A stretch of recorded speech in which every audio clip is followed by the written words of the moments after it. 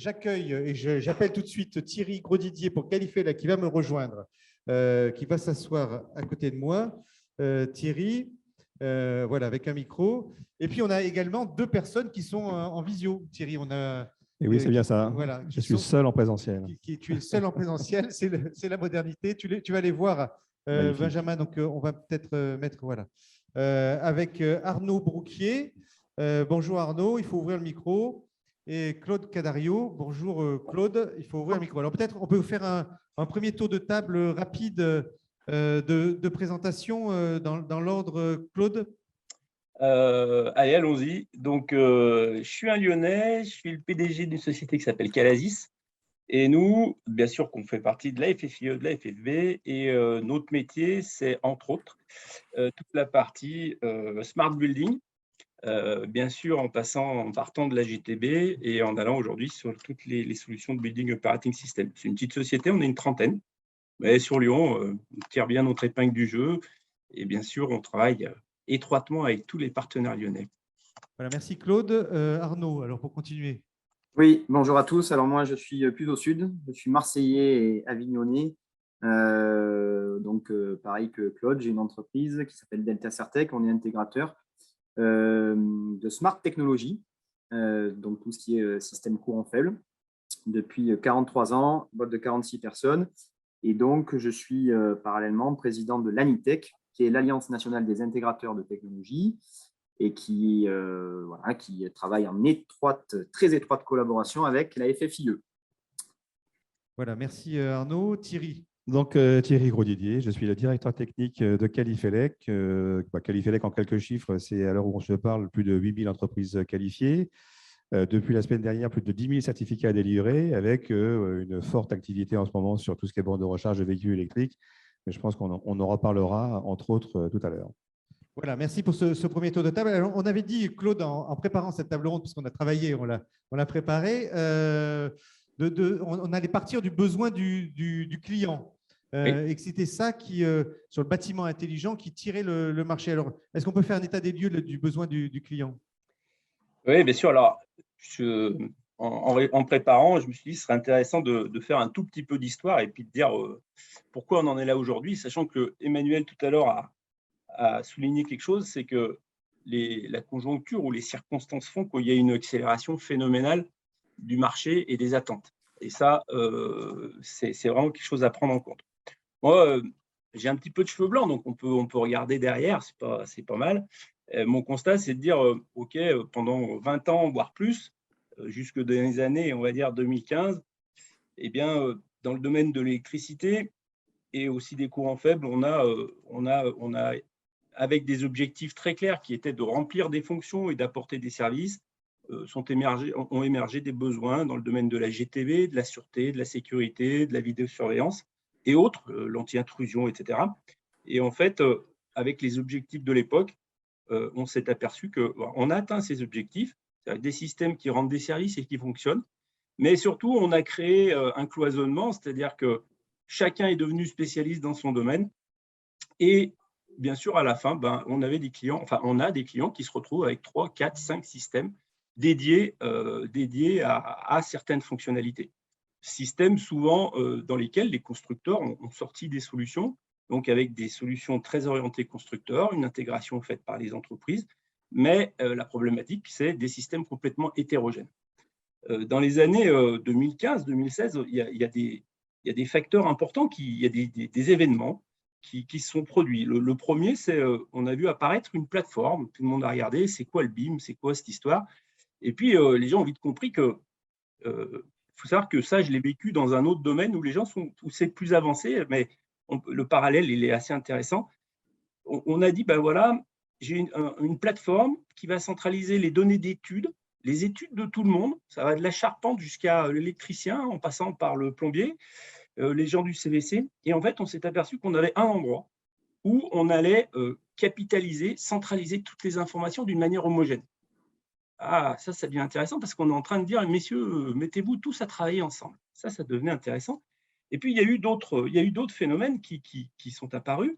Il y a eu ce phénomène politique qui a dit, écoutez, OK, vous faites des bâtiments, on veut moins consommer d'énergie. Maintenant, il faut nous rendre des comptes. Je veux bien vous financer, je veux bien vous labelliser, mais il va falloir me rendre des comptes. Donc, du coup, l'émergence de besoins de fonctionnalités, alors essentiellement de bilanterie, très, très forte.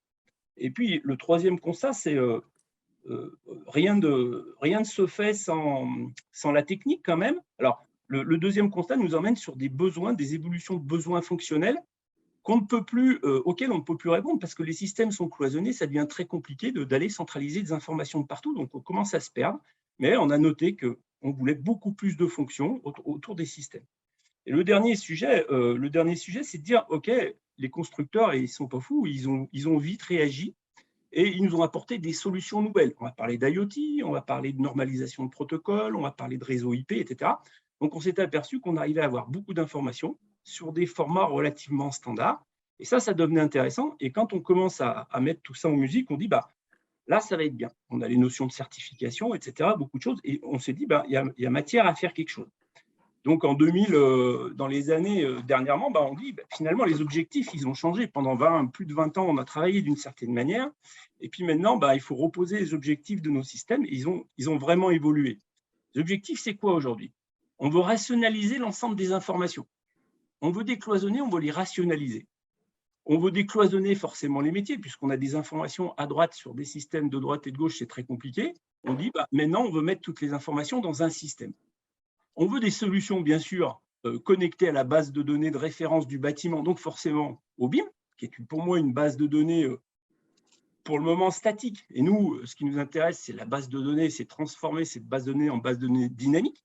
Donc, on va parler de jumeaux numériques et on va dire, OK, je dois aller chercher ma source d'information sur cette plateforme. Et puis le dernier point, c'est de dire maintenant, l'objectif, c'est d'avoir une connectivité entre tous les systèmes et des possibilités d'évolution fonctionnelle très importantes avec des fonctionnalités nouvelles à chaque jour. Aujourd'hui, vous avez eu le Covid, bah, on cherche sur les systèmes à détecter quelle est l'activité à des endroits, comment les gens se croisent, est-ce qu'on regroupe les gens, on a la qualité de l'air. Donc, on a beaucoup de choses qui viennent en permanence se rajouter. Donc, merci Claude. Je vais passer la parole, mais merci pour cette premier tour d'horizon. Donc, ce qu'on voit, Claude, pour parler sous votre contrôle, c'est effectivement des systèmes cloisonnés, besoin de centraliser les informations. Et on se dit, là je parle à Arnaud, il faut un opérateur aujourd'hui qui va sur le terrain, un intégrateur, pour remettre ces systèmes ensemble et qui parlent et qui communiquent ensemble pour remonter toutes les données sur une seule plateforme, si j'ai bien compris le besoin du client, Arnaud. Alors, oui, ça va dans ce sens.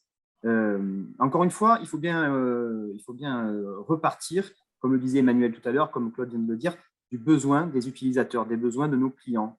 On est dans des systèmes assez complexes quand même à comprendre. Et notre rôle, donc nous, les intégrateurs, c'est justement d'arriver à rationaliser, d'arriver à rendre accessibles toutes ces données techniques un petit peu complexes. Voilà. Aujourd'hui, on peut quasiment tout faire au niveau des systèmes. À nous, intégrateurs, de rendre cela accessible et surtout utile pour nos clients. Donc, oui, aujourd'hui, on a besoin des intégrateurs sur le terrain pour justement accompagner les clients dans cette, on va dire, désacralisation technique de tous ces systèmes et surtout leur proposer une infrastructure numérique ouverte qui va être capable, comme le dit Claude, d'accueillir des systèmes, des équipements qui vont évoluer dans le temps en fonction des besoins du client. Tiens, le client, en effet, qui a une entreprise et qui est touché par le Covid, voilà, on doit s'adapter pendant 15 jours. OK, qu'est-ce qu'on fait? Et l'idée, en fait, nous, qu'on a au niveau de l'Anitech, c'est d'avoir cette infrastructure numérique ouverte, interopérable, sur laquelle on va plugger des systèmes qui vont fonctionner. Et puis, peut-être que 3 mois après, on va changer de système, on va mettre autre chose. Peut-être que ça va fonctionner pendant 5 ans et après, on va… Mais l'idée, c'est que cette infrastructure soit évolutive dans le temps.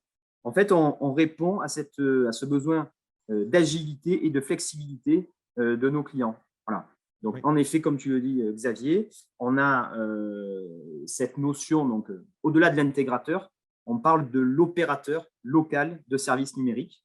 Donc, finalement, c'est quoi cet opérateur? C'est celui qui va administrer ces systèmes, ces équipements et qui va être capable d'accompagner le client dans le temps, durant la vie du bâtiment.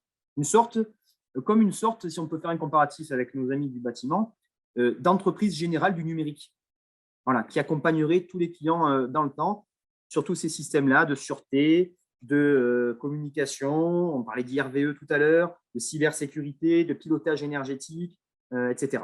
Voilà. Et pour continuer la boucle, Thierry, finalement, on a besoin d'un tiers de confiance aujourd'hui qui va donner confiance au client final, au maître d'ouvrage, et qui va s'assurer que cet opérateur ait toutes les qualités nécessaires pour opérer. Oui, j'aime bien le mot, tiers de confiance, ça me va assez bien parce que c'est effectivement la position de l'organisme de qualification que nous sommes.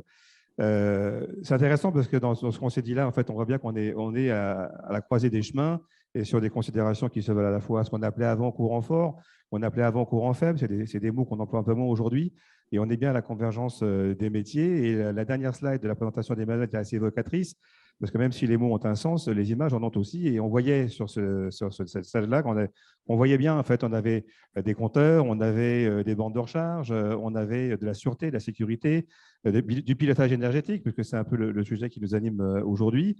Et encore une fois, la position de Qualifelec, c'est d'être, alors certains diront le bras armé, d'autres diraient les accompagnateurs, c'est le mot qu'a prononcé Arnaud, c'est d'accompagner les professionnels, mais d'accompagner les maîtres d'ouvrage. Ça a été dit, c'est quand même d'une extrême complexité. Et si déjà les professionnels ont du mal à accrocher le wagon, il faut bien se mettre à la place du maître d'ouvrage. Et que le maître d'ouvrage, même s'il est sensibilisé, et encore une fois, les interventions de Claude et d'Arnaud sont assez évocatrices pour éclairer le maître d'ouvrage, et ça, c'est leur job de tous les jours, il n'empêche pas moins qu'à un moment donné, quand on passe en phase de consultation et qu'on passe en phase de retenir une entreprise, c'est un peu la loterie, et que la façon dont Qualifelec accompagne le marché, c'est d'avoir à disposition un arsenal de qualifications qui permet de choisir la bonne entreprise pour le bon marché dans la taille considérée. Oui. Arnaud, les signes de qualité, est-ce que, je parle à Claude aussi, puisque vous êtes deux à être sur ce marché, les signes de qualité, effectivement, est-ce que c'est des éléments essentiels aujourd'hui pour répondre aux appels d'offres des maîtres d'ouvrage? En tout cas, nous, sur notre secteur géographique, et je parle au sens large au niveau de l'ANITEC, oui, bien évidemment, de plus en plus de maîtres d'ouvrage s'assurent que les entreprises qui vont retenir soient qualifiées au niveau de toutes les qualifs Qualifelec. On rentre de plus en plus, ce que j'observe, dans les détails des qualifications. Donc, on nous demande nous, certaines mentions spécifiques. De plus en plus, on ne le voyait pas il y a 10 ans en arrière. Hein. On était juste sur la qualif. Là, vraiment, on rentre dans le détail de la qualification, de la mention, etc. Sur de la maintenance, sur de la sûreté, sur de la GTB. Donc, ça, c'est positif. Mais ça passe, bien évidemment, pour être qualifié, par réaliser, bien sûr, des opérations permettant d'être qualifié, mais ça passe, bien évidemment, par de la formation. Et comme le disait Claude, il faut qu'aujourd'hui, on ait des gens dans nos entreprises qui soient formés spécifiquement sur un des domaines, par exemple l'IRVE, par exemple la sûreté. Mais il faut aussi qu'on ait une autre population de techniciens qui ait cette vision globale. Et ça, ce n'est pas évident aujourd'hui d'arriver à trouver ces techniciens-là. Et je crois que ça passe vraiment par de la formation interne dans l'entreprise. Il y a un sujet qui est intéressant de mentionner, c'est aujourd'hui, les constructeurs apportent des offres. Dans les types d'applications qu'on va construire, le niveau d'intégration de nos entreprises, il va augmenter d'une manière phénoménale. Parce que les seuls capables de synthétiser les objectifs que nous fixent nos maîtres d'ouvrage, c'est bien nos entreprises. Et là, il va falloir synthétiser du savoir-faire, synthétiser des technologies, rationaliser un certain nombre de choses. Et là, on va monter d'un niveau d'intégration phénoménal à tout niveau. À tout niveau. Dans les courants forts, il va falloir faire des systèmes intelligents, donc il va falloir adopter ces technos. Courant faible, il va falloir avoir des systèmes décloisonnés qui discutent avec tout le monde. Le niveau d'intégration et l'explosion technologique des nouveaux systèmes qui arrivent nous oblige à aller très, très, très, très vite. C'est intéressant pour nous, mais techniquement, il faut suivre. Il faut suivre. Vas-y, Thierry. Non, juste parce qu'effectivement, je pense que c'est important de rappeler aujourd'hui que le métier de l'intégration, c'est bien l'électricien. Je pense que c'est quelque chose qu'il faut vraiment vulgariser, et que c'est bien l'électricien qui est au centre, même s'il y a d'autres acteurs qui sont intéressés par le sujet. Mais les sciences et les technologies que vient de développer notamment Claude sont effectivement l'apanage d'installateurs électriciens, et c'est bien eux qui sont la clé d'entrée pour beaucoup de technologies sur lesquelles l'économie de l'énergie doit impacter. En termes de demande aujourd'hui, Arnaud, Claude et Thierry, mais peut-être Arnaud, en termes de demande, on voit il y a l'IRVE qui monte en puissance, puisqu'en 2035, il n'y aura plus de vente de véhicules thermiques, sauf si vous achetez une Porsche ou une Ferrari, mais enfin, sauf certaines personnes. Mais on voit effectivement qu'au niveau de l'énergie, également, de la même manière, il y a un besoin de pilotage. Aujourd'hui, c'est quoi qui tire actuellement là, en septembre le marché de l'intégration électrique? Bon, pour ma part, c'est la partie sûreté, il ne faut pas oublier, la sûreté électronique, bien évidemment, et la partie énergie IRVE. Ça, c'est sûr que ça va à fond et ça tombe bien parce que parfois, quand on doit déployer des bornes de recharge électrique dans des parkings, il faut les vidéosurveiller. Donc, c'est bien que l'intégrateur soit justement multispécialiste pour répondre à l'ensemble du besoin du client. Oui. Oui, non, mais l'IRVE, c'est encore une fois, on est en plein dedans, je l'ai dit tout à l'heure, hein, c'est parti, c'est 50% de l'activité aujourd'hui. Donc, c'est bien l'exemple qu'il faut mettre en avant sur le partage de l'énergie. En fait, il y a la fantasmagorie qui voudrait que demain, il faille construire 50 tranches de nucléaire pour alimenter les véhicules électriques. Je pense que c'est plutôt une philosophie qu'il faut adopter et c'est que la charge, il faut la partager. Donc, c'est ça qu'il faut retenir. Il y a effectivement, après, on est pour, on est contre, ce n'est pas le débat. Tu l'as dit, 2035, c'est la fin du thermique, donc il faudra bien à un moment donné que les conversions se fassent. Donc, c'est surtout des habitudes. Après, il y a d'autres sujets. C'est pour ça qu'on voit qu'il y a des problèmes sur les alimentations, sur les colonnes montantes. Il y a des sujets, mais la tendance, elle est là. Oui, sur la sûreté, effectivement, on le voit, il y a tout de RGPD aussi, la sûreté des données, parce qu'aujourd'hui, c'est ce que disait Claude, on remonte toutes ces données sur des plateformes qui sont centralisées et il faut assurer aussi aux maîtres d'ouvrage un niveau de sécurité sur lequel ils sont de plus en plus demandeurs. C'est indispensable et tous les maîtres d'ouvrage nous demandent, ils ont besoin de savoir où vont aller leurs data, qu'est-ce qu'on va en faire. Et justement, dans le cadre du RGPD, de la cybersécurité, on se doit, nous, intégrateurs, d'apporter des réponses. Ça, c'est une évidence. Donc, voilà. Après, juste pour la partie RVE, nous, aujourd'hui, un client sur deux nous demande si on est capable de leur apporter une solution d'autoconsommation liée aux bornes de recharge électrique. Donc, là aussi, il y a un vrai enjeu pour nous tous, pour mettre des panneaux photovoltaïques, pour en tout cas être capable de produire une partie déjà, ça sera déjà pas mal, de la production électrique des bornes. Oui, ça, je pense que c'est important de le souligner. Il y a vraiment un combo gagnant entre le solaire photovoltaïque et l'infrastructure. C'est ce qui fera qu'encore une fois, la charge embarquée demain, c'est aussi de la charge mobile. Claude, sur la partie sûreté vis-à-vis des plateformes Moi, pour donner un ordre d'idée, j'ai une opération là qui commence. La partie cybersécurité sur le système, c'est 20% du montant de l'affaire. C'était une opération qu'on a traitée, qui va débuter, qui fait à peu près 1 million d'euros. La partie cybersécurité représente à peu près, alors je parle infrastructure réseau plus protection, c'est à peu près 20% du montant de l'affaire.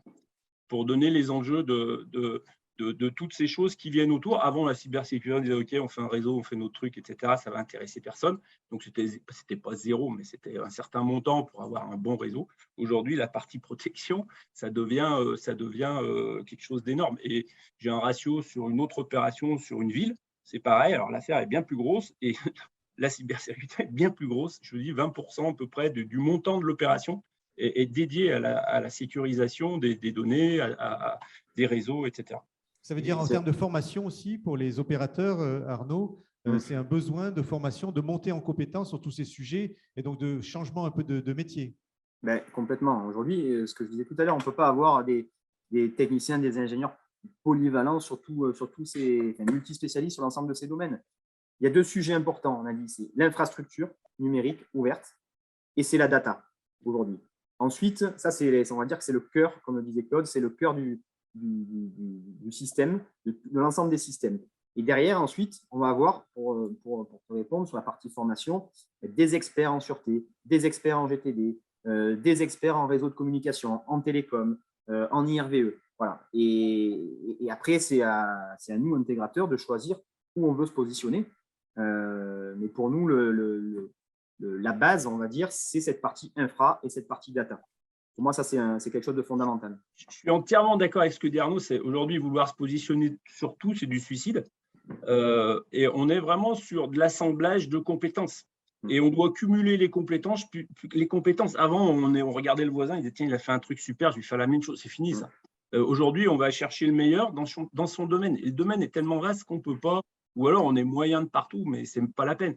Donc, il faut avoir sa spécialisation, connaître où on met les pieds et après s'entourer des partenaires qui vont bien. Cybersécurité est un métier à part. Le SSI, c'est un métier à part. La GTB, c'est un métier à part. Alors, il y a des gens qui arrivent à synthétiser peut-être 2 ou 3 branches sur 6 ou 7. La réalité, il faut bien se positionner et choisir. Le mot de il la faut fin, pas peut-être s'inventer. pour Thierry, sur la qualification. Oui. Il y a des qualifications aussi data. Alors, il y a effectivement des qualifications, mais c'est surtout ce qu'il vient d'être dit, c'est intéressant parce que ma formation, je traduis compétences métiers. Et en fait, le principe même et l'architecture même des référentiels de qualification met en avant la compétence métier. On est facilitateur pour faciliter le travail du maître d'ouvrage de reconnaître la compétence, mais on est aussi quelque part le frein pour empêcher les margolins de rentrer sur ce marché-là. Et la bonne formation et la compétence métier, tant qu'elle est démontrée dans le dossier, ça permet effectivement d'accéder à la qualification. Donc, pour répondre à ta question directement, oui, on a des qualifications aujourd'hui qui sont des qualifications courant faible, et c'est ce que soulignait Arnaud, c'est qu'on a des maîtres d'ouvrage avisés qui savent lire notre nomenclature et qui viennent chercher spécifiquement quel est le domaine, et le domaine GT, parce que c'est ça qui rassemble un petit peu l'univers de l'intégration qu'on évoque aujourd'hui, c'est celui-là qui est demandé en priorité. Donc, si on peut recommander quelque chose, parce que la partie courant fort, encore une fois, aujourd'hui, c'est 60% des qualifiés chez nous, mais sur la partie courant faible, il y a vraiment une complémentarité courant fort, courant faible. Et si on doit aller chercher quelque chose en particulier pour répondre à la logique de l'intégration, c'est des domaines spécifiques comme le GT. Voilà. Eh bien, écoutez, on va les applaudir. Merci à vous. Merci pour cette intervention. C'était le mot de la fin. Merci à toi, Thierry. Je crois que tu as une contrainte aussi de déplacement. Merci Arnaud et merci Claude pour votre intervention à distance. C'est un plaisir de vous avoir avec nous.